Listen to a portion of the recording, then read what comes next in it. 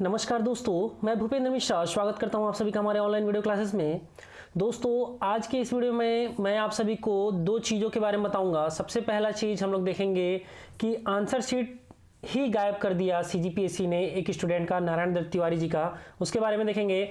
और दूसरा पार्ट में मैं आप सभी को बताऊँगा, मैं खुद भूपेंद्र मिश्रा, इनकी अंतरात्मा की आवाज़, और यहाँ से जो क्वेश्चंस रहेगा डायरेक्ट ये भूपेंद्र मिश्रा से मैं भूपेंद्र मिश्रा ही पूछूंगा। तो चलिए स्टार्ट करते हैं आज का वीडियो। सबसे पहला जो आप सभी को स्क्रीन में दिख रहा होगा, आज अर्थात 25 फरवरी सन 2021 को नव भारत में एक आर्टिकल छपा हुआ है, आंसर शीट गायब, चयन सूची में नहीं आया नाम। इसमें लिखा हुआ है जो नारायण दत्त तिवारी जी थे, उनका जो 7वां पेपर था, जनरल स्टडी का जो 7वां पेपर था, उसकी आंसर शीट ही गायब हो गई है। इससे परेशान होकर उन्होंने एडवोकेट पी आचार्य और जूही जायसवाल के माध्यम से हाई कोर्ट में याचिका पेश की। इसमें कहा गया है कि एक समिति बनाकर जिम्मेदार अफसरों के विरुद्ध कार्रवाई किया जाएगा। और उस समय जो जज थे, जज का नाम है गौतम भादुड़ी जी। तो समझिए सीजीपीएससी में अभी ये मेंस का पेपर लिखे, नंबर सब अच्छा आया, लेकिन लास्ट में चयन सूची में इनका नाम नहीं आया। चयन सूची में नाम ना आने का कारण क्या था? इनका 7वां पेपर जो था जनरल स्टडी का, उसको ही सीजीपीएससी ने गायब कर दिया। ये कितनी बड़ी गलती है, ये कोई छोटा मोटा गलती नहीं है। आप सीधा आप सोचो, आपने ट्रस्ट करके मेंस का पेपर लिखा, मेंस का आपका पेपर आयोग तक पहुंच गया और आयोग उसको घुमा देता है। क्या ये सब सही है? आप सभी भी जो लोग मेंस लिखते हो, एटलीस्ट आप एक मेंस तक पहुंच गए, मतलब एक फर्स्ट स्टेज क्रॉस करके आप सेकंड स्टेज में पहुंच चुके हैं। और वहां के बाद अगर आपको लगता है कि आपका पेपर अच्छा गया होगा और आयोग की गलती के कारण अगर हो सकता है उसने नंबर कम दिया हो या कुछ भी किया हो, तो मैं आपसे एक पर्सनली सजेशन दूंगा कि आप उस पर आरटीआई लगा दो। आरटीआई लगाने का फॉर्मेट आपको नीचे डिस्क्रिप्शन में मिल जाएगा। आरटीआई लगाओ और जो जानकारी है आप अपने आंसर शीट का ले लो। आंसर शीट मिलने से आपको दो फायदे होंगे। पहला चीज, आपको आयोग ने कहां पर कितने नंबर दिए हैं ये पता चल जाएगा। आपका नंबर कैसे कटा है आयोग के द्वारा ये पता चल जाएगा। आप सेकंड टाइम जब लिखोगे तो उससे आपको गलती नहीं होगा। तो फायदा दो तरफा फायदा है इससे। पहला चीज, आप कहाँ गलती कर रहे हो ये भी पता चलेगा, और दूसरा, अगर कहीं आयोग से गलती हुआ है तो वो जो गलती किया होगा वो पकड़ में आ जाएगा। तो आरटीआई लगा करके जो मेंस का पेपर दे रहे हो और लगता है कि अगर आपका पेपर अच्छा गया है और फिर भी आपका सिलेक्शन नहीं हो रहा है, तो प्लीज़ आंसर शीट मंगवा लेना। क्यों? क्योंकि कहीं आप भी हमारे नारायण दत्त तिवारी भाई की तरह बदकिस्मत ना निकले। बदकिस्मत इसलिए कहूँगा क्योंकि इनका पेपर अच्छा गया था, ये सेलेक्ट हो जाते, लेकिन सेलेक्ट नहीं हो पाए, सिर्फ और सिर्फ सीजीपीएससी की लापरवाही के कारण। अब चलते हैं हम सभी अपने सेकंड पार्ट में, मतलब मैं भूपेंद्र मिश्रा, खुद भूपेंद्र मिश्रा से ही क्वेश्चन करूंगा। आप सभी को स्क्रीन के बगल में एक और भूपेंद्र मिश्रा जी दिख रहे होंगे। स्वागत है भूपेंद्र मिश्रा जी आपका हमारे यूट्यूब चैनल में। क्या भूपेंद्र मिश्रा जी आपको लगता है कि आप निगेटिविटी फैला रहे हैं? देखिए, मैं निगेटिविटी फैला रहा हूं, ये अलग अलग लोगों का थॉट्स है। मैं अब तक जितने भी वीडियो मैंने अपलोड किया है, कुछ ना कुछ को बेस लिया। जैसे कि फॉर एग्जांपल के लिए अगर टामन सिंह सोनवानी सर पर एक भ्रष्टाचार के आरोप लगे थे कि वो अपने स्टेनो को जॉब दिलाना चाह रहे हैं, तो उसका न्यूज़पेपर में आया हुआ था। साथ ही साथ ऐसे बहुत सारी चीज़ें हैं जो चीज़ न्यूज़पेपर में आया है। मैं ज़्यादातर न्यूज़पेपर का एनालिसिस करता हूँ, सोशल मीडिया में जो चीज़ चलता है उसके बारे में बताता हूँ, और लास्ट में जब अपना तर्क रखता हूँ तो यही पॉइंट रहता है कि हाँ, अगर पीएससी यहाँ पर सही में ये चीज़ जो हो रहा है वो सही है, तो फिर मैं अपने थॉट्स रखता हूँ। क्वेश्चन पेपर्स जो में जैसे उन लोग गलती करते हैं, जानबूझ करके क्वेश्चन गलत करना, जैसे इस बार का सीजीपीएससी के प्री के एग्जाम में इतने सारे क्वेश्चन को गलत किया गया है उनके द्वारा, और भी बहुत सारे चीज़ उन लोग गलती करते हैं। तो अगर हमारे आंख से गलती दिख रहा है तो बोलना तो बनता है। ये निगेटिविटी अगर आप इसको मानोगे तो हाँ, ये निगेटिविटी है। अगर कोई गलत कर रहा है उसके लिए बोलना ये निगेटिविटी है, तो मैं मानता हूँ कि मैं निगेटिविटी कर रहा हूँ, और ये हर किसी को करना चाहिए, क्योंकि सीजीपीएससी एक बहुत ही सम्माननीय संस्था है। अगर वो ऐसा चीज़ करेगी तो हमारे देश के युवाओं के साथ खेला जा रहा है। अगर मान लो क्वेश्चन गलत करते हो तो कितनी बड़ी गलती है। एक दो प्रश्न गलत करना समझ में आता है, 10 से ज़्यादा प्रश्न सीजीपीएससी अपने एग्जाम में कर रही है। और ये सब का सब क्यों कर रही है? क्योंकि आप दावापत्ती लगाओगे, दावापत्ती से वो पैसे कमाते हैं। तो अगर आपको लगता है निगेटिविटी है, तो हाँ, निगेटिविटी है सीजीपीएससी के लिए, क्योंकि आज सीजीपीएससी एक भरोसे की, अपना जो भरोसा है उसको खोते जा रहा है। ये सिर्फ मैं कर रहा हूँ नहीं, न्यूज़पेपर में आ रहा है हर चीज़, सोशल मीडिया में चल रहा है सारा चीज़ें।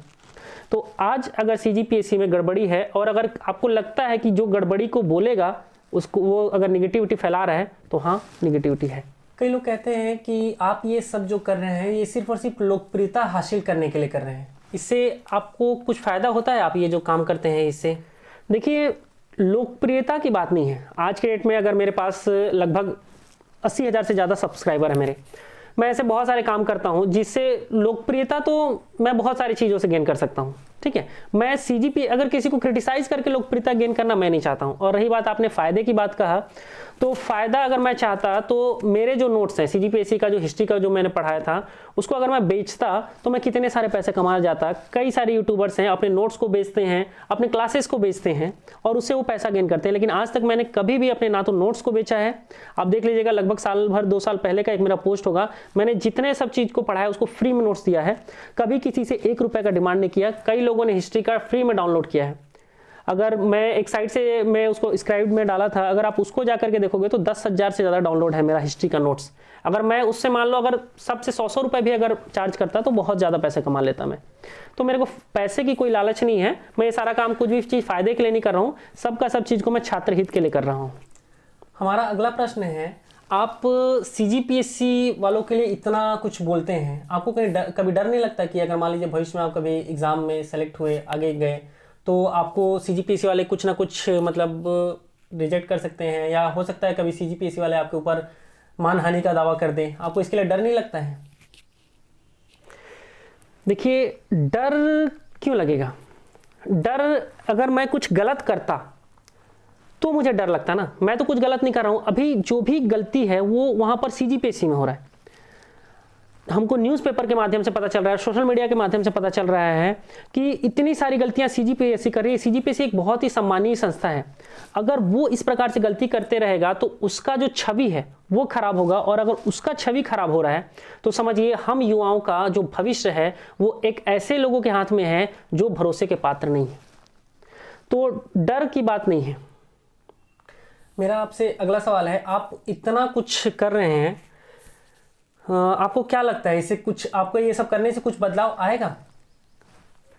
बदलाव तो आएगा, क्यों नहीं आएगा। देखिए, मैं जैसे कि जो कई सारी चीज़ों को मैं देखा हूँ कि आज मैं YouTube में वीडियो बनाता हूँ उस टॉपिक पर और वो चीज़ नेक्स्ट डे न्यूज़पेपर में आ जाता है। कई सारे चीज़ हुआ है ऐसा, मैं ऑब्जर्व किया हूँ ऐसे सारी चीज़ों को, तो फ़र्क तो पड़ता है। जैसे कि बीच में आप सभी ने देखा होगा एक बार टॉमन सिंह सोनवानी सर के लिए ही कुछ लोग ग्राउंड में आए थे। कई सारे लोग PSC जा रहे हैं, कई सारे लोग अब अपने हक को जानते हुए CGPSC पे RTI लगा रहे हैं और अपना जो क्वेश्चन पेपर है और जो लिखे हुए हैं उन सभी चीज़ का जानकारी मांग रहे हैं।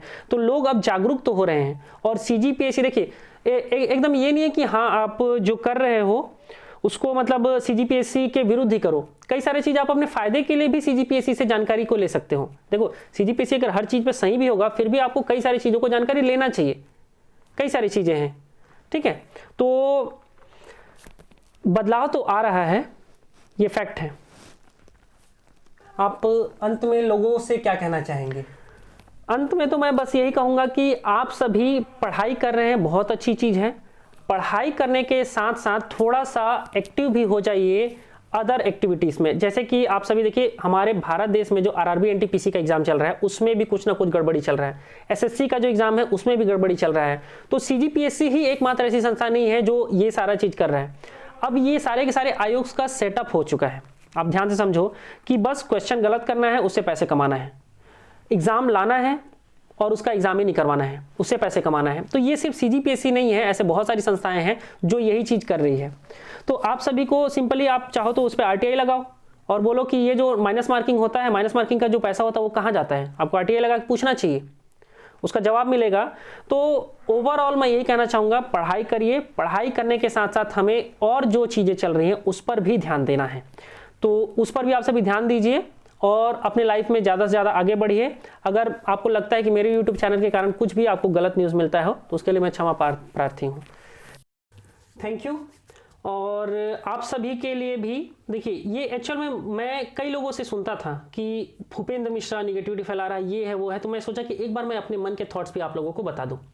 अगर वीडियो अच्छा लगा हो तो लाइक करिएगा और अपने दोस्तों के साथ शेयर जरूर करिएगा दोस्तों। और हाँ, यदि अभी तक आप लोगों ने मेरे चैनल भूपेंद्र मिश्रा को सब्सक्राइब नहीं किया है तो सब्सक्राइब कर लीजिएगा। वीडियो को अंत तक देखने के लिए बहुत बहुत धन्यवाद। Thank you.